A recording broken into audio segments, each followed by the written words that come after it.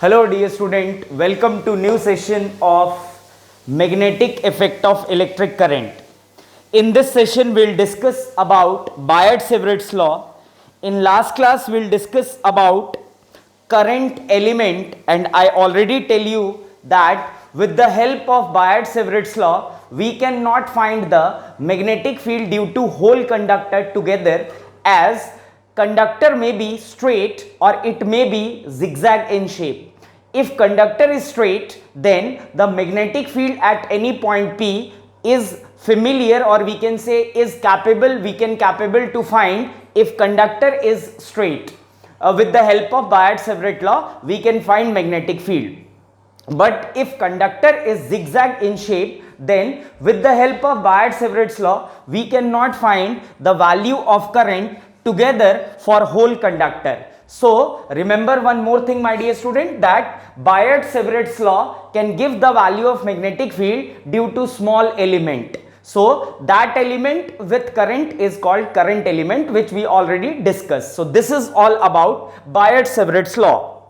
So write down heading, it is Biot-Savart's law. Write down heading, it is Biot-Savart's law. So my dear student, Biot can give three laws related to finding the value of magnetic field due to current carrying conductor at any point P. So first law is, first of all, see, we have a conductor in which I current is flowing. I'll take a small length in this conductor. This small length is carrying current I. So this small length with the current is called current element, and this small length is making angle theta, and this is the distance.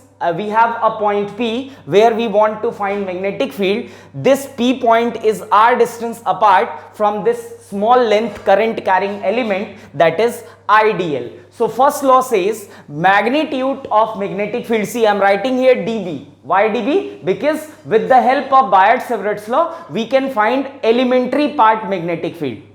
So magnitude of dB vector is directly proportional to IDL. IDL means current element, and we already discussed about current element. Current element is nothing but product of current and small length is called current element. So first law says magnetic field is directly proportional to the current element. Second law says magnitude of magnetic field is directly proportional to sine theta, where theta is angle between the distance and the current element. See my dear student, current element is represented by drawing a tangent. So this tangent is making angle theta with this distance, which is r. From this current element we have to find magnetic field at this point P. Third law says magnitude of magnetic field is inversely proportional to square of distance between current element and point P where we wish to find magnetic field. So I'll write here magnetic field is inversely proportional to the distance between current element and the point where we want to find magnetic field. Now this is our first equation, which is called first law. This is our second equation called second law, and this is our third equation called third law. Combining all the three law, we'll get magnitude of magnetic field is proportional to IDL sine theta upon r square. Now as we all know, my dear student, that if you want to remove proportionality, you have to introduce a constant. So here constant is nothing but mu naught upon 4 pi, and the value of mu naught upon 4 pi is 10 raised power minus 7. So the magnitude of magnetic field due to this current carrying element at any point P, which is r distance apart, is dB is equals to 10 raised power minus 7 IDL sine theta upon r square. This is what Biot and Savart's gives the law, which with the help of this formula will get the value of magnetic field due to current carrying element, or we can say due to current carrying conductor. Moving forward, my dear student, So we'll get the value of magnetic field. Remember, Biot-Savart's law cannot give the value of net magnetic field due to hole conductor. This is very important point. You have to remember this point. With the help of Biot-Savart's law, we cannot find the value of magnetic field due to hole conductor. So moving forward, what we'll get by Biot-Savart's law? It is dB is equals to mu naught upon 4 pi I dl sin theta upon r square. This is the value of magnetic field. dB is equals to mu naught upon 4 pi I dl sin theta upon r square. Now see, as I already tell you, mu naught upon 4 pi is nothing but 10 raised power minus 7. So the value of mu naught is 4 pi into 10 raised power minus 7. Remember, this is the value of mu naught, and mu naught means medium constant. Mu naught means medium constant. This is the medium constant. So mu naught upon 4 pi is 10 raised power minus 7, and with the help of that value we'll get the value of mu naught. It is 4 pi into 10 raised power minus 7. Moving forward, write down SI unit of magnetic field. SI unit of magnetic field. So my dear student, the SI unit of magnetic field is Tesla. First, SI unit of magnetic field is Tesla, and it is represented by capital T. Remember, SI unit of magnetic field is Tesla. It is represented by capital T. And see, if I am talking about CGS unit, so CGS unit of magnetic field is Gauss. CGS unit of magnetic field is Gauss. One more unit of magnetic field is there, that is Weber, but we'll discuss Weber unit in terms of Weber in next, or we can say in next classes. So remember, the CGS unit of magnetic field is Gauss, and the SI unit of magnetic field is Tesla. It is represented by capital T. Moving forward, my dear student, if I am talking about the relation of Gauss and Tesla, so we'll write 1 Tesla is equals to 10 raised power minus 4 Gauss. Remember, 1 Tesla is equals to 10 raised power minus 4 Gauss. So this is all about value of magnetic field, or we can say magnitude of magnetic field due to current carrying conductor at any point P by Biot-Savart's law. dB is equals to mu naught upon 4 pi I dl sin theta upon r square. I hope you all understand Biot-Savart law. Moving forward, my dear student, write down next topic, vector form of Biot-Savart's law.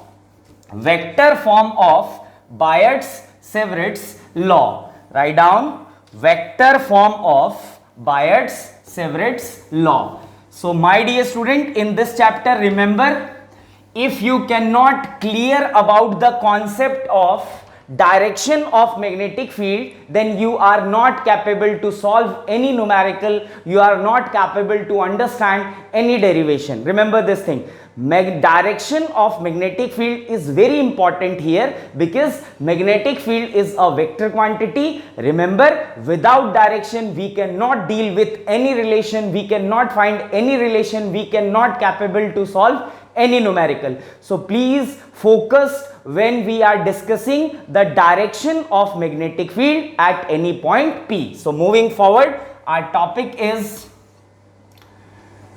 Biot-Savart's law. Biot-Savart's law in vector form.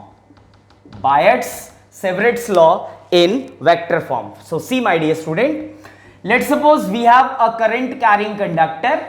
As we all know, with the help of Biot-Savart's law, we can find only the small part of magnetic field. So this is our current element. This is our current element, that is dl.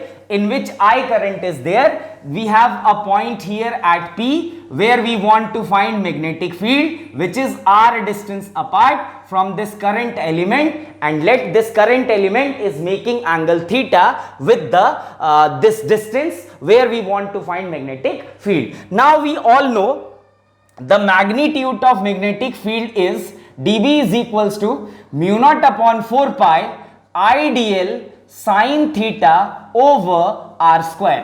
This is the magnitude of magnetic field which is given by Biot-Savart's law. Now see my dear student, if I'll make a line from this current element and that line joins point P with current element, and if I'll give a direction here, then this line said to be r vector, and we all are aware with this r vector means position vector. Remember, r vector means position vector. So if I'll join this current element with point P and I'll give a direction, then this line represents position vector. And if I'm talking about the magnitude of position vector, which is also called the length of this line, so length of this line is nothing but r. So I'll write the magnitude of position vector is r. Now we are talking about the Biot-Savart's law in vector form. So my dear student, as we know, for defining vector we have to introduce a unit vector so that the unit vector gives the direction. So I'll write here, for direction of magnetic field,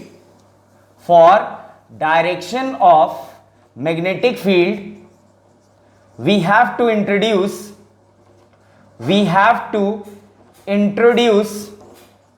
unit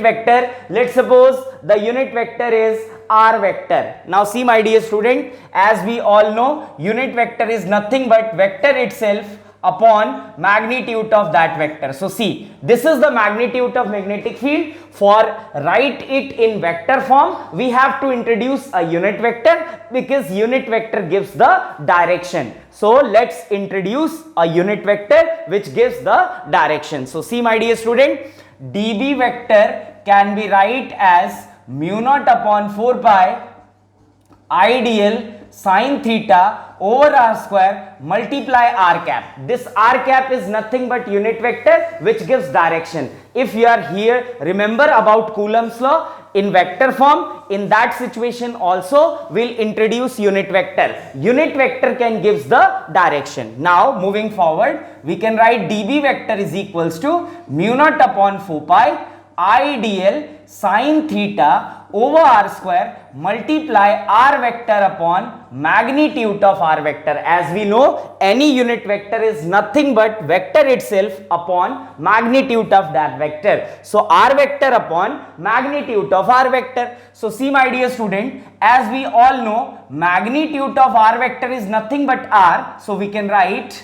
dB vector is equals to mu naught upon 4 pi I dl sin theta over r square multiply r vector upon r, because the magnitude of r vector is nothing but length of this line, and length of this line is r. So dB vector can be write as mu naught upon 4 pi I dl sin theta over r square, and see, if base is same then power can be added. We can write it as r cube multiply r vector. Now see my dear student, if you know about cross product, we can write a vector cross b vector can be write as magnitude of a vector, magnitude of b vector and sine theta. So see my dear student, this is also a vector. This is vector because we know that current element is nothing but vector. So ideal is vector, r vector is vector and sine theta. So we can write magnetic field vector is equals to mu naught upon 4 pi ideal vector cross r vector upon r cube. This is the value of magnetic field given by Biot-Savart's law in vector form. Remember,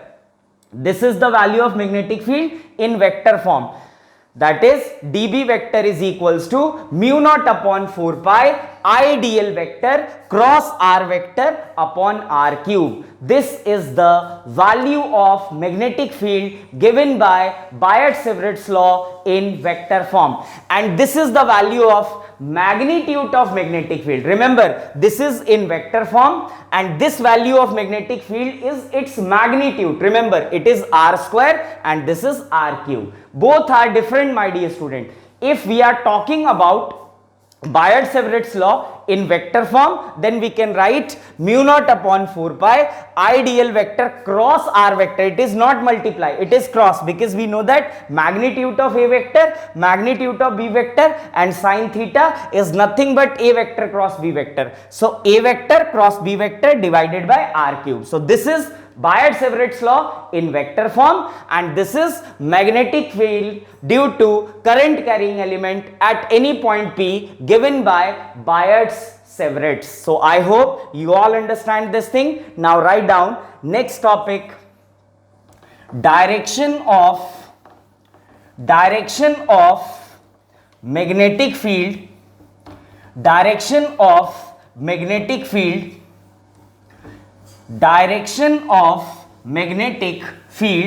due to current carrying conductor, direction of magnetic field due to current carrying conductor. Now see, my dear student, before discussing the direction of magnetic field due to current carrying conductor, let's discuss how to find the direction when we are doing cross product between two vectors. So see, my dear student, as we all know, cross product is also called vector product, because if you are performing cross product between two vector, then the result is also a vector. So see, my dear student, let's suppose we have two vectors.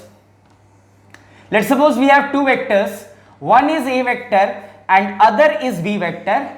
So if I'll perform cross product between two vector, we'll get a vector in form of result. So let's suppose the resultant vector is c vector. I'm repeating once again. If I'll perform cross product between two vectors, then we'll get result in form of vector, because we know that cross product is nothing but also called vector product, and dot product is nothing but also called scalar product. If you'll perform cross product between two vector, you'll get a vector in form of result. If you'll perform dot product between two vector, you'll get scalar product in form of result. So see, my dear student, here we have two vector, a vector and b vector. If I'll perform cross product between a vector and b vector, will get c vector. So a vector cross b vector is equals to c vector. How to find the direction of c vector? See, my dear student, the direction of resultant vector can be found by right hand screw rule. So write down the direction of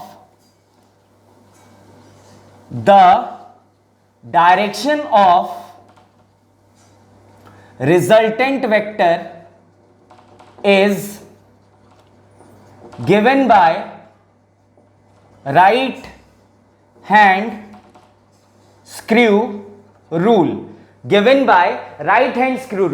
In right hand screw rule, what we have to do, my dear student, we have to place our right hand in the direction, right hand finger in the direction of first vector, and curl the finger towards the direction of second vector. So see, here first vector is a vector and second vector is b vector. So I'll place my right hand in the direction of first vector and curl my right hand towards second vector. So first vector is a vector and I'm curling my right hand towards b vector, because second vector is b vector. Thumb can give the direction of resultant vector. So the direction of resultant vector is given by right hand screw rule, in which we have to place right hand finger in the direction of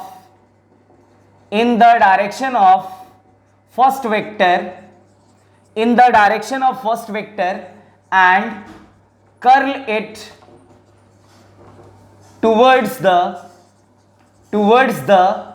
second vector, towards the second vector. Thumb can gives the direction of resultant vector. Thumb can gives the direction of resultant vector. Remember this thing, how to find the direction of resultant vector when we are performing cross product between two vectors? By right hand screw rule. What right hand screw rule says? Right hand screw rule says, if A cross B is there, then place your right hand finger in the direction of first vector and curl your finger towards second vector. So A curling towards B, thumb can give the direction of third vector, or we can say resultant vector. So here thumb is outward.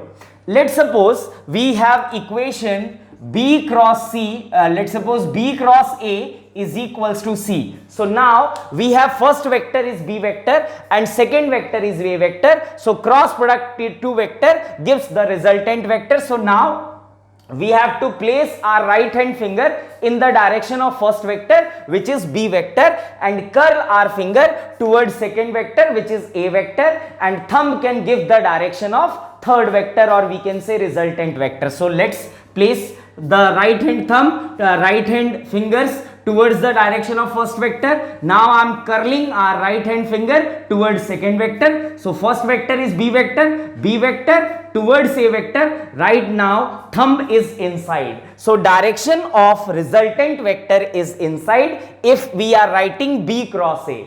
If A cross B is there, then thumb is towards outward, or we can say thumb is outward. So direction of third vector is outward. Now see my dear student, vector can be presented by arrow. In back side of arrow we can place cross, in front side of arrow we can place dot. Now see, if this arrow is acting towards you, you will see point. If the arrow is going towards board, you will see cross. So similarly, the direction of resultant vector can be presented by dot and cross. If the thumb is outward, then we'll represent the resultant direction with dot, and if thumb is inside, then the direction of resultant vector is presented by cross. So write down, if the direction of thumb is outward,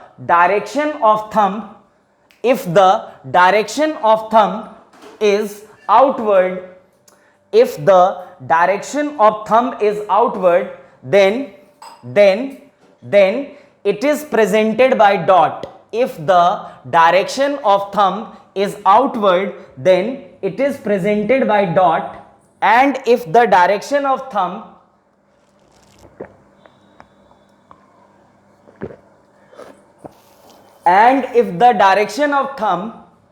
is inward, then it is presented by cross. So remember, the direction of third vector is given by we can say right hand screw rule. Place your right hand finger in the direction of first vector, curl your finger, thumb can give the direction of resultant vector or third vector. Now let's talk about direction of magnetic field due to current carrying conductor, which is our topic. So see my dear student, the direction of magnetic field, write down, the direction of magnetic field due to current carrying conductor, the direction of magnetic field due to current carrying conductor, the direction of magnetic field due to current carrying conductor, direction of magnetic field due to current carrying conductor, direction of magnetic field due to current carrying conductor is given by right hand screw rule, is given by right hand screw rule, is given by right hand screw rule, is given by right hand screw rule, in which we can place, in which we can place, in which we can place our right hand finger, in which we can place our right hand finger in the direction of current element, in the direction of current element, and curl it towards r vector, and curl it towards r vector, and curl it towards r vector. Thumb can give the direction of magnetic field. Thumb can give the direction of magnetic field at point P. Thumb can give the direction of magnetic field at point P. See, my dear student, what I'll dictate is, if you are aware with the magnetic field in vector form, that is dB vector, which is given by Biot-Savart's law, it is mu naught upon 4 pi I dl vector cross r vector upon r cube. This is the value of magnetic field in vector form, If I am talking about magnitude of magnetic field, then it is mu naught upon 4 pi I dl sin theta upon r square. This formula, or we can say this expression, is only used to define the direction of magnetic field at any point P due to current carrying conductor. So see here, these all terms are constant.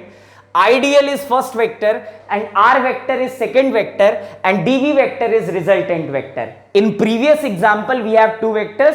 First is a vector, second is v vector, and result is c vector. So right hand screw rule says, place your finger in right hand finger in the direction of first vector. So here first vector is ideal vector, which is also called current element, and current element is given by drawing a tangent. So this is the tangent. I am placing my right hand finger in the direction of tangent and curl your right hand finger in towards the direction of second vector. So second vector is r vector. So this is basically r vector. This is ideal is the direction of first vector. So I am placing my right hand finger in the direction of ideal and curl r finger towards second vector. See, my thumb is going inside, and I already tell you, if thumb is going inside, then the representation of resultant vector or third vector is with cross. So at point P, the direction of magnetic field is inside. That's why I'll make symbol of cross. And here the magnitude of magnetic field is nothing but mu naught upon 4 pi I dl sin theta over r square. This is the value of magnetic field at point P due to this current carrying conductor. I am repeating once again, place your right hand finger in the direction of first vector. First vector is ideal, which is also called current element, and it is given by drawing a tangent. Its direction is given by drawing a tangent. So place thumb is inside. So we can say here at point P, the direction of magnetic field is inside and its magnitude is mu naught upon 4 pi I dl sin theta over r square. I hope you all understand. Moving forward, let's suppose if the direction of point P is different. Let's suppose the direction of point P is like this now. So this is our conductor in which current is I, the length is dl. In this small length, current is I, so current element is ideal. Let's suppose the point P is here. Let's suppose this is r vector. Now, as we know, in vector form, magnetic field can be write as mu naught upon 4 pi ideal vector cross r vector upon r cube. So first vector is ideal vector and second vector is r vector. So we have to curl our right hand finger from ideal to r vector. Thumb can give the direction of resultant vector, which is called here magnetic field. So see, ideal is this direction and r is this side. So curl your right hand finger towards r vector, ideal to r, thumb is outside. So at this point P, the direction of magnetic field is outside. So I'll present it by dot, because we know that if the direction of magnetic field is inside the plane, then it is represented by cross. If the direction of magnetic field is outside the plane, then it is represented by dot. So dot, still the value of magnetic field is same. The magnitude of magnetic field is mu naught upon 4 pi ideal sine theta over r square. This is the value of magnetic field at point P. If P is here, it is represented by dot. If P is here, it is represented by cross. So I hope you all understand Biot-Savart's law in vector form as well, my dear student. Now write down next topic, application of Biot-Savart's law. Write down application of Biot-Savart's law. Application of Biot-Savart's law. My dear student, this topic is very similar with first chapter. In first chapter, we'll discuss about electric field due to current carrying wire, electric field due to current carrying ring, electric field due to current carrying electric field due to charge carrying wire, electric field due to hollow sphere, electric field due to solid sphere, electric field due to ring. Here we will find magnetic field due to wire, ring and many more structures. So write down application of Biot-Savart's law. Application of Biot-Savart's law, our first topic on the basis of Biot-Savart's law is application of Biot-Savart's law, and first application is, write down, magnetic field due to current carrying wire. Magnetic field due to current carrying wire. Magnetic field due to current carrying wire. So my dear student, if I am talking about wire, then I hope you all are aware now that wire is basically of three types. One is finite wire whose length is identical. Second is infinite wire whose length is not identical, and third is semi-infinite wire. Semi-infinite wire. So see my dear student, wire is categorized into three types. First is finite length wire, second is infinite length wire, and third is semi-infinite length wire. All the wires and its property is discussed by me in first chapter. Still I'll repeat once again. See, if let's suppose we have a wire, I'm standing here at perpendicular position of the wire. Let's suppose my position is P, and if I'm talking about finite wire, then finite wire means, my dear student, length of wire is given. Length of wire is given. Length of wire is given. If I'm talking about infinite wire, then length of wire is not given. Length of wire is not given. Similarly, if I'm talking about semi-infinite wire, then one end of wire we can say is identical. one end of wire is identical. Now see my dear student, if length of wire is given, then we all are aware that wire carry two ends. So here we have one end and this is our second end. If the length of wire is given, then if I am standing at perpendicular position of wire and I am observing both the ends, then both the ends of wire is visible if wire is finite wire. But if I want to see this end, I have to rotate by some angle. Let's suppose this angle is alpha. Similarly, if I want to see this end, I have to rotate by some angle in this direction. Let's suppose this angle is beta. Remember, in case of finite wire, length of wire is given, first thing, and second thing, both the ends of wire is visible in case of finite length wire. But if you want to see both the ends of wire, you have to rotate by some angle. Let's suppose for seeing this end, I have to rotate some angle alpha. Similarly, if you want to see this end, we have to also rotate by some angle. Let's suppose this angle is beta. So two things are there when we are talking about finite wire. First, length of wire is given, and second, both the ends of wire is visible. But for seeing both the end, we have to rotate by some angle. Moving forward, in case of infinite wire. Now see my dear student, if I am talking about infinite wire, first thing is both the end is not visible. Infinite wire, we'll write here, both ends of wire is visible. Both ends of wire is visible. But if I am talking about infinite wire, both the ends of wire is not visible.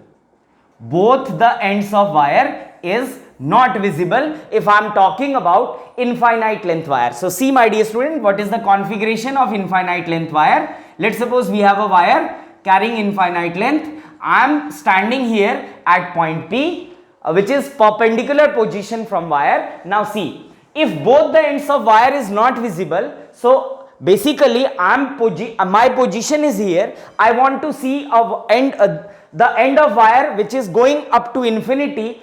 We have to rotate by an angle of 90. Similarly, for this end, we have to rotate by an angle of 90. So in case of infinite wire, the value of alpha is 90. Similarly, the value of beta is also, my dear student, 90. So remember, finite wire, length of wire is given, both the ends is visible. Infinite wire, length of wire is not given and both the ends of wire is not visible. If I am talking about semi-infinite, one end of wire is identical, or we can say one end of wire is visible, one end of wire is visible and other end of wire tends to infinity.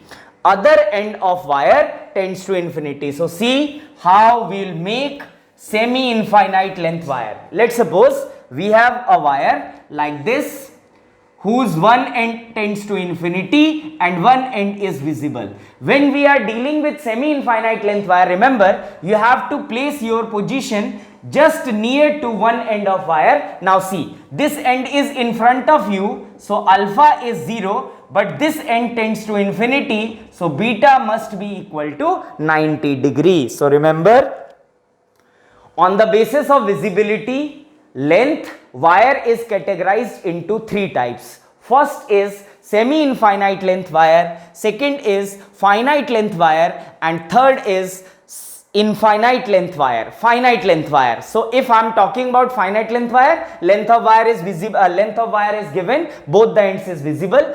Infinite wire, length of wire is not given, both the ends is not visible. Semi-infinite, one end is identical, other end tends to infinity, one end is visible and other end is not visible. Now let's discuss magnetic field due to current carrying wire. And first case is if wire is of finite length. So write down case first.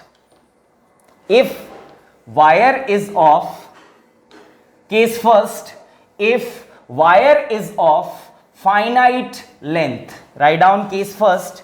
If wire is of finite length. If wire is of finite length. So let's discuss first case. If wire is of finite length.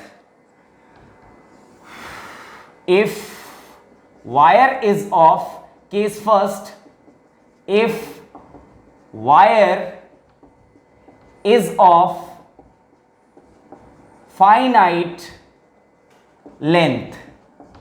If wire is of finite length. Now see, let's suppose we have a conductor in which, or we can say we have a wire whose length is identical as this is finite length wire. I am standing at point P, which is perpendicular to the wire. Let's suppose the distance between wire and point P is A. Now my dear student, as the wire is finite length, hence both the end of wire is visible. So I am standing at point P and will observe both the ends of wire. But for observing, I have to rotate by some angle. So let's suppose in this side the angle is alpha and in this side angle is beta. Now my dear student, remember I am considering P to be origin.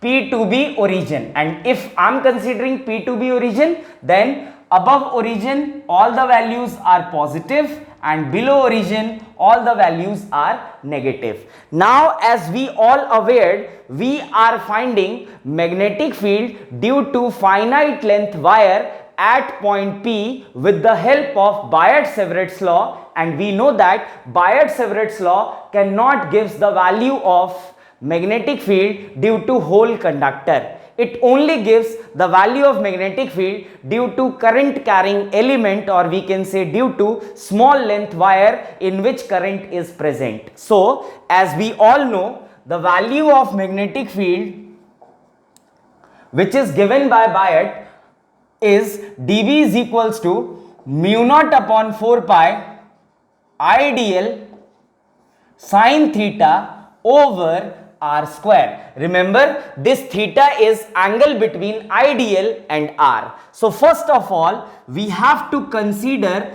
a small length. Let's suppose here this is small length. I am considering a small length here on wire. Let's suppose this small length is dy, which is y distance apart from this point. Let's suppose this point is O. So my dear student, in this small length dy, current is I and its direction is represented by tangent. So here we all know that the value of current element is product of current and small length. So here I am considering small length as dy. So our current element is nothing but I dy, because current the conductor carry current I. Moving forward, now let's suppose this angle is theta. So see, if this is A, this is Y, then this angle and this angle is theta. So we can write here A square plus Y square by Pythagoras. So we can say the distance between this current element and point P is nothing but under root A square plus Y square. So the value of R is under root A square plus Y square. Moving forward, now let's find the angle. So see my dear student, if this angle is theta, this angle is 90, then this angle must be 180 minus 90 minus theta. It is 90 minus theta. It is 90 minus theta. So outer angle must be 90 plus theta. So this angle is 90 plus theta. So we can say the value of theta, that is angle between distance and current element, is 90 plus theta. Now we'll put the value of we'll put all the values in this equation, which equation is given by Biot-Savart to find magnetic field due to current carrying conductor. So put the values, we'll get dB is equals to mu naught upon 4 pi I dy, because our current element is I dy, I am taking this small element in terms of y, so it is dy, I dy. Similarly, sine 90 plus theta divided by r square, so it is under root a square plus y square and its square. Now we know that square and root get cancelled, so db becomes equals to mu naught upon 4 pi I dy sine 90 plus theta upon a square plus y square. Now my dear student, as we know, sine 90 plus theta is nothing but cos theta. So we can write sine 90 plus theta, sine 90 plus theta can be write as cos theta. So this relation becomes equals to db becomes equals to mu naught upon 4 pi I dy cos theta divided by a square plus y square divided by a square plus y square. I hope you all understand this equation as well. Now moving forward, as we know my dear student, this is the value of magnetic field due to this small part, this small current element part. If you want to find net magnetic field due to this whole finite length wire, you have to integrate this magnetic field equation by putting the limit, whatsoever the limit is. But before integrating this, we have to, this equation carry more than one variable and all the variables are in different form. I am repeating once again. For finding net magnetic field due to hole conductor, we have to integrate this equation, because this equation is not the value of magnetic field. This equation cannot that equation in which the whole value of magnetic field will be finded. We have to integrate this equation for finding net magnetic field due to this current carrying conductor at point P. But before integrating, if you will see, this equation carry more than one variable and all the variables are in different form. First variable is C. This distance is dy and this is elementary distance. From this point, this elementary distance is y distance apart. If I'll take this small distance here, because there is no any limitation my dear student to take small element here only. You have to take this small element anywhere in the wire. So if I am taking this small element at this position, then now if I am taking this dy here, then now this distance is not y. So y changes, and if y changes, then this angle also be changed. So theta is also variable, y is also variable, and if y is variable, then dy is also variable. So this equation carry more than one variable, that is number of variable is 3 and all the variables are in different form.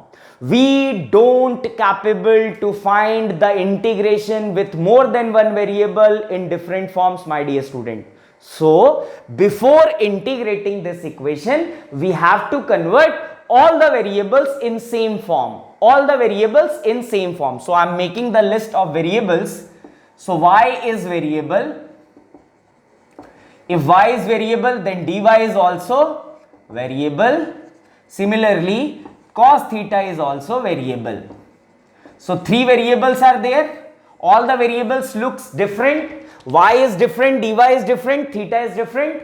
So first, before integrating this equation, we have to convert all the variables in single form. Either convert y in form of dy and theta in form of dy, or convert dy in form of y, theta in form of y, or convert theta in y in form of theta, dy is also in form of theta. So let's convert all the equations in form of theta. So see my dear student, if you are aware, this looks a triangle, right angle triangle. See, this is y, this is under root a square plus y square, and this is a, this angle is theta. So let's take this right angle triangle by right angle triangle.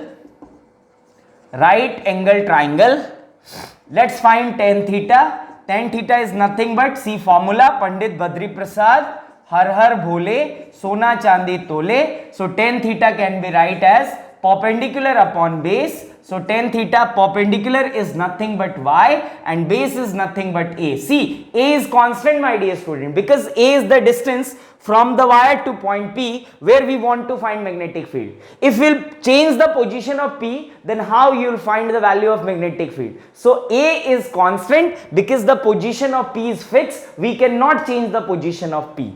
So tan theta is equals to y by A. So y can be write as a tan theta. So see, this y will comes in terms of theta because a is constant. Moving forward, let's differentiate this y with respect to theta.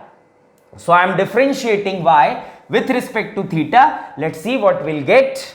I am writing here differentiate y with respect to d theta. So we'll get dy is equals to, see, dy by d theta. I am differentiating y with respect to theta. It is d over d theta a tan theta. So a is constant, tan theta is sec square theta. So dy becomes equals to a sec square theta d theta. Again see, my dear student, this dy is also converted into theta because a is constant. Now I'll place all the values in the given equation, that is dB. So now three variables are there, y, dy and theta. All the variables comes in form of theta. So I'm putting here, so dB becomes equals to mu naught upon 4 pi I dy cos theta over a square plus y square. This is our equation. So dB is equals to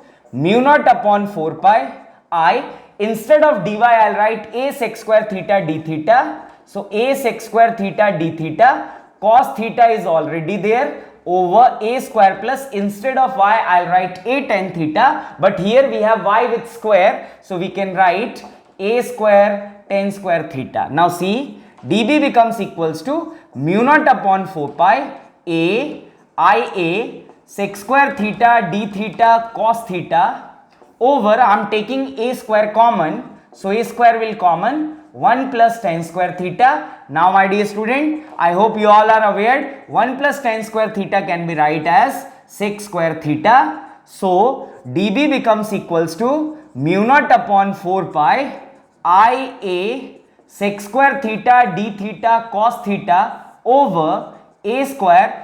1 plus tan square theta can be write as sec square theta. Now see, sec square theta get cancelled. 1a and 1a again get cancelled. So what we'll get? We will get dB becomes equals to mu naught upon 4 pi. dB is equals to mu naught upon 4 pi. I is left, so I'll write I. Cos theta is there, so cos theta d theta over 1a is there, so a. Now see, a is constant, I is constant, mu naught upon 4 pi is constant. So for net magnetic field,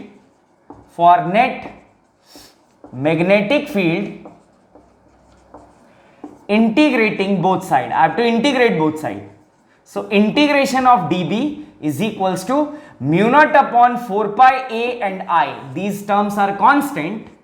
Cos theta d theta. Now see, we want to find magnetic field due to hole conductor. So angle will be from minus beta to plus alpha. Why minus beta? Because beta angle is below origin and alpha angle is above origin. So we can write minus beta to plus alpha. Moving forward, integration of dB is nothing but b. So mu naught upon 4 pi a I is there. Cos theta d theta can be write as sin theta because integration of cos theta is nothing but sin theta. So plus beta to minus beta to plus alpha. Moving forward, let's put the value of limit.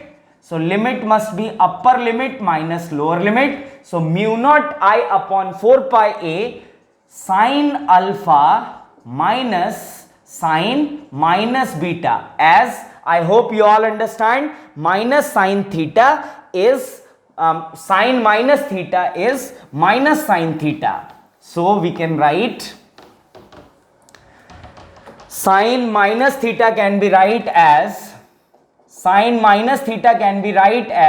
minus sin theta. So we'll get b is equals to mu naught I by 4 pi a sine alpha, and sine minus theta can be written as minus sine theta, so minus minus get cancelled, so plus sine beta. This is the value of magnetic field, my dear student, at point P due to current carrying finite length conductor, or we can say current carrying wire, that is B is equals to mu naught I upon 4 pi A sine alpha plus sine beta. Moving forward, write down next heading, case 2.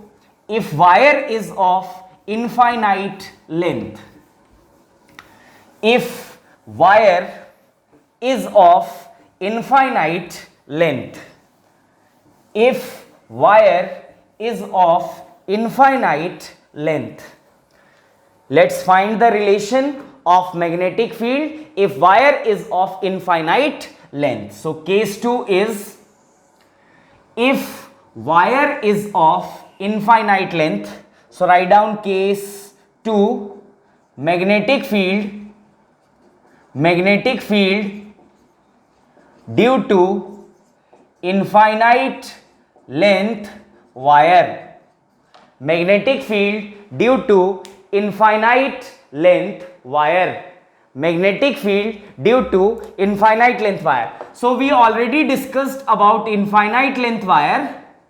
This is our infinite length wire, position of P is here. So this end, if you want to visualize, you have to rotate by an angle of 90. Similarly, beta can also be written as 90. This is infinite length current carrying wire. Now see, finite length magnetic field is mu naught I upon 4 pi A sine alpha plus sine beta. See my dear student, in case of infinite length wire, alpha and beta both carry value 90 degrees. So we can write B is equals to mu naught I by 4 pi A sine 90 plus sine 90. Now see, sine 90 is nothing but equals to 1. So B becomes equals to mu naught I by 4 pi A 1 plus 1. So 1 plus 1 is 2. So mu naught I by 4 pi A into 2. So 2 2s are 4. Value of magnetic field is mu naught I upon 2 pi A. This is the value of magnetic field due to infinite length current carrying wire. Moving forward, write down third case. If wire is of semi-infinite length, write down case 3, magnetic field due to current carrying semi-infinite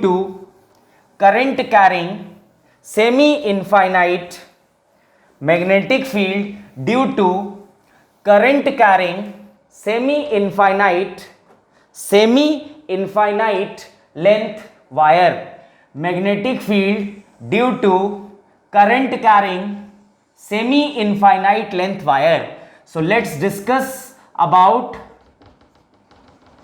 magnetic field due to semi-infinite length wire. Semi-infinite length wire. So if wire is of semi-infinite length, we already discussed about this type of wire.